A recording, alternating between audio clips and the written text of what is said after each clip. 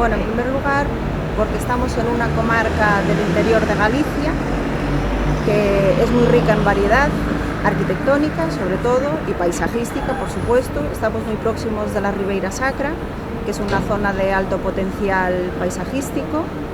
También tenemos muchísima riqueza, mucho patrimonio arquitectónico popular y también patrimonio de autor, patrimonio como la Catedral de Santiago, que todo el mundo conoce, aunque eso está más cerca de la costa.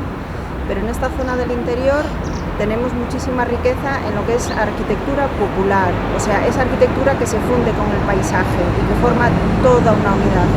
Y eso es el resultado de muchos siglos de nuestros antepasados que han ido formando esa arquitectura con pequeñas casas, con pequeñas edificaciones auxiliares, y todo eso está todo fundido en la montaña, en ese paisaje.